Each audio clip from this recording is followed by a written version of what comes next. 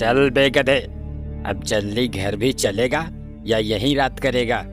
खाने में तो कोई कसर नहीं छोड़ता, फिर चलने में इतनी कंजूसी क्यों करता है?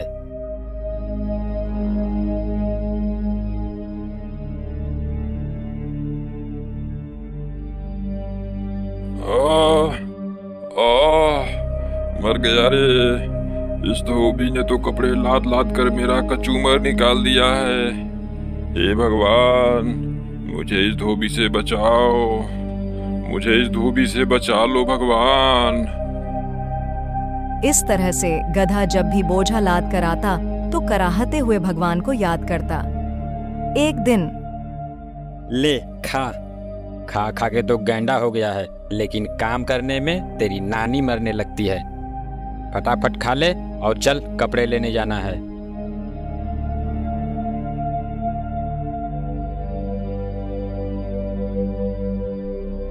अब चलेगा भी या तेरे लिए डोली मंगाऊं? चल। आह, हे भगवान, मुझे इस धोबी से बचाओ।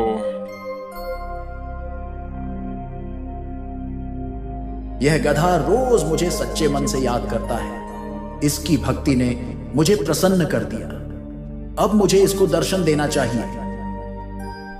ऐसा सोच भगवान उस गधे के सामने प्रकट हुए। मैं तुमसे बहुत प्रसन्न हूं गधा, कहो क्या बात है? तुम इस तरह से मुझे रोज रोज क्यों ध्यान करते हो? तुम्हारे मन में जो भी कामना है मुझे बताओ, मैं उसे पूरा करने के लिए आया हूं। हाँ, ये कौन आ गया भगवान बनकर? भगवान तो ये हो नहीं सकते। ये जरूर उस धोबी की ही चाल है। ये वही है जो मुझे भगवान बनकर ठगना चाहता है। अरे क्या सोच रहे हो गधे? मांगो, क्या मांगते हो? मैं सोच रहा हूँ प्रभु कि मैं आप जैसा नहीं हूँ। गधा हूँ पर मूर्ख नहीं हूँ। मुझे समझ में आती है भगवान में और धोबी में फर्क। मैं उतना बेवकूफ नहीं हूँ। अब मैं तुम्हें कैसे विश्वास दिलाऊं गधे? अगर आप सही में भगवान हैं तो बताइए, सभी जानवरों के तो सींग है, मेरे सींग क्यों नहीं है? तुम्हारा सींग मेरे पास है, ये देखो। मेरा सींग आपके पास है?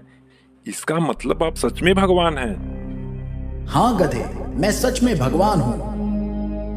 तब एक बात बताइए भगवान, सब तो मुझे गधा समझते ही हैं, क्या आप भी मुझे गधा ही समझते हैं? अरे नहीं नहीं, तुम तो गधेराज हो। गधे ने जैसे ही यह सुना वह खुश हो गया। फिर गधे ने कहा, भगवान, मुझे अब इस धरती पर रहने की लालसा नहीं है।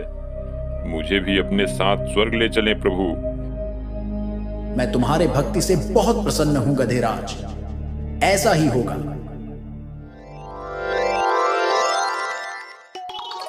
गधा भी भगवान के साथ स्वर्ग चला गया। भगवान, आपने तो मुझे सच के स्वर्ग में ला दिए। अब तो मैं यहाँ खूब मजे से रहूंगा। हाँ गधेराज, अब से तुम यहाँ खूब आराम से रहो। अब गधा वहां खूब मौज से रहने लगा। बागों में हरी हरी घास खाता और दिन भर घूमता रहता। एक दिन गधा घास खाते खाते इंद्रदेव के बाग में चला गया। कौन है ये गधा जो महाराज इंद्रदेव के बाग में घुसा चला आया? क्यों गधे, क्या तुम्हें नहीं पता कि ये इंद्रदेव का बाग है? यहाँ गधों का आना सख्त मना है। अरे अरे, मुझे नहीं पता था भाई। मैं यहाँ कोमल कोमल घास देखा तो चला आया खाने के लिए। आज चेतावनी देकर छोड़ रहा हूँ, फिर दोबारा यहाँ मत दिखना। चल निकल जा यहाँ से। आज तो बुरा फंसा था। वो तो अच्छा हुआ कि उसने मुझे घास खाते नहीं देखा था। कुछ दिन बीतते हैं। अब गधे को वहां बहुत अकेला सा लगने लगा था। एक दिन भगवान उसका हाल चाल जानने आए। क्यों गधेराज, दिन तो मौज से बीत रहे हैं ना? वह बहुत उदास और मायूस होकर भगवान से कहता है, भगवान, मैं यहाँ बिल्कुल अकेला हूँ। मुझे मेरे साथियों की बहुत याद आ रही है। अगर उन्हें भी आप यहाँ बुला लें तो बहुत अच्छा रहेगा भगवान। जैसी तुम्हारी इच्छा गधेराज, तुम्हारे साथियों को भी बुला लाता हूं।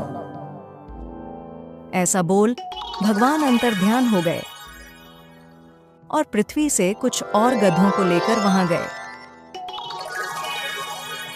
ये लो गधेराज, मैं तुम्हारे साथियों को भी ला दिया। अब इन सब के साथ तुम्हारा मन भी लगा रहेगा। अब गधा बहुत खुश हुआ। अपने साथी गधे को लेकर बागों में घास खाने चला गया। जब घास खाकर सारे गधे एक साथ जमा होते हैं तो सभी गधों ने गाना गाना शुरू किया। सभी गधों ने अपने आवाज से पूरे स्वर्ग को संगीतमय बना दिया।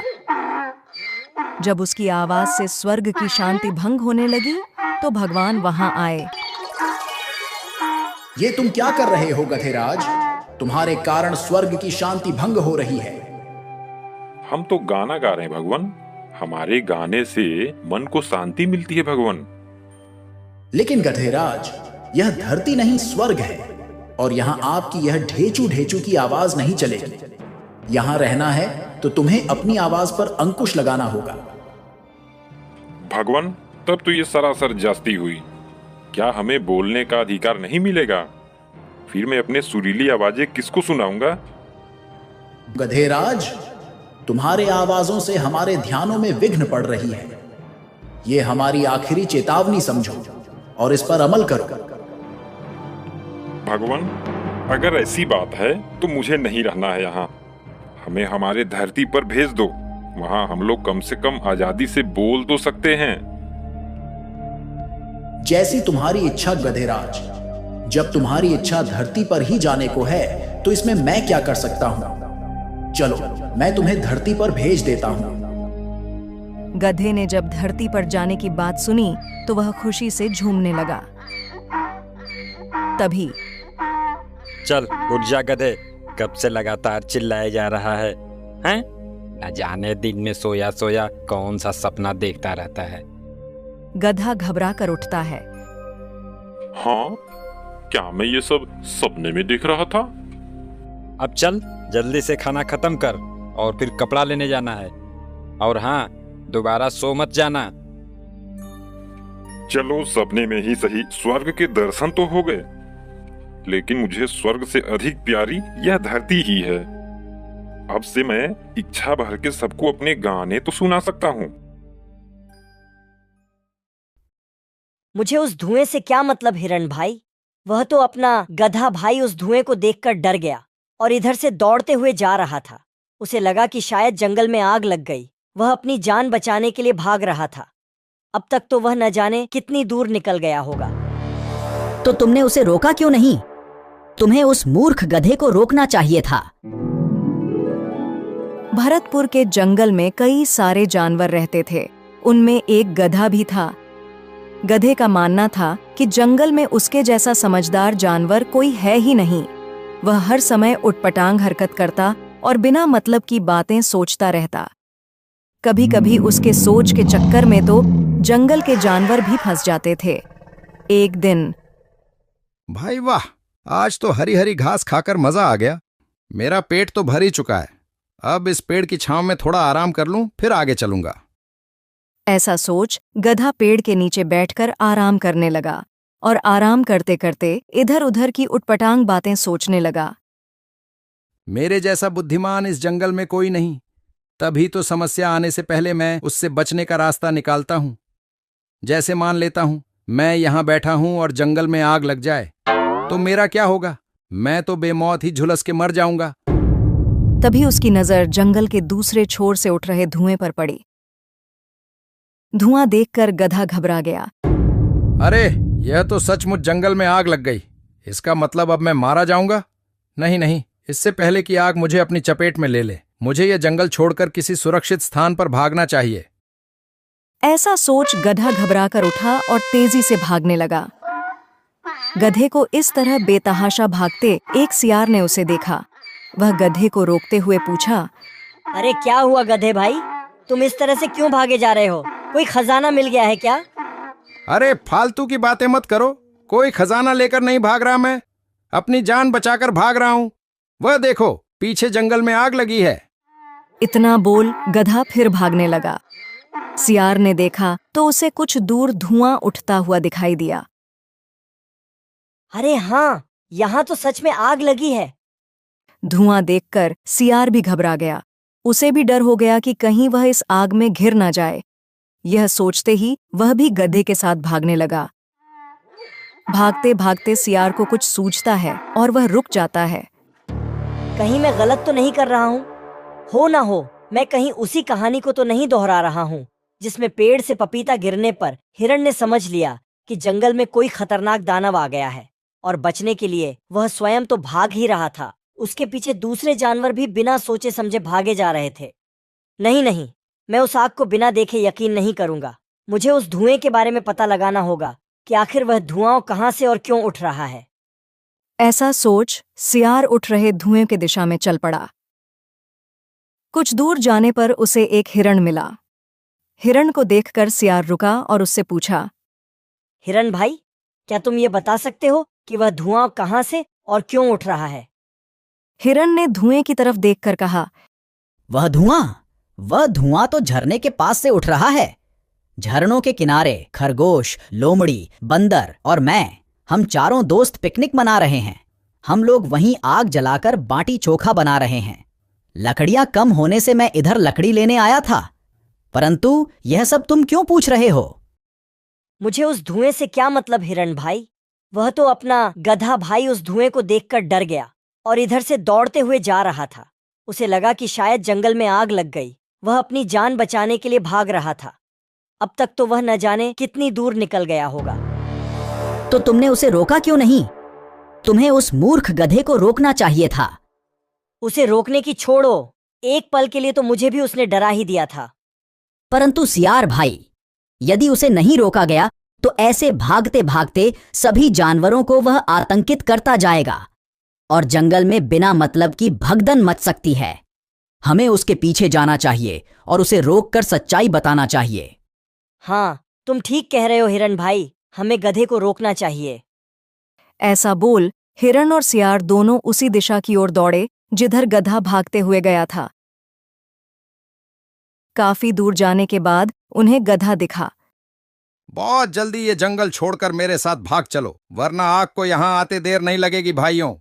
अगर अपनी जान बचाना चाहते हो तो भागो। कोई कहीं नहीं भागेगा, जंगल बिल्कुल सुरक्षित है। इस मूर्ख गधे की बात सुनकर तुम लोग भयभीत मत हो। जंगल में कहीं भी आग नहीं लगी है। हाँ भाइयों, हम वहीं से आ रहे हैं।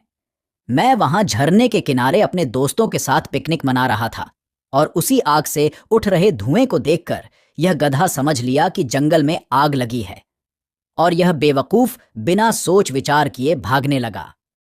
आग की वास्तविकता सुनकर गधा झेप गया और सभी जानवरों ने अब चैन की सांस ली। हिरण भाई, तुम्हारा यह काम बहुत सराहनीय है, जो समय पर आकर हमें घटने की सही जानकारी दी, वरना आग की खबर सुनकर हमारी तो सांसें ही रुक गई थीं। मुझे माफ कर दो दोस्तों, आज मेरे कारण पूरे जंगल वासियों को परेशानी का सामना करना पड़ता। मुझे मेरी गलती का एहसास हो गया है। अब से मैं वादा करता हूं कि बिना सच्चाई जाने कभी भी कोई कदम नहीं उठाऊंगा।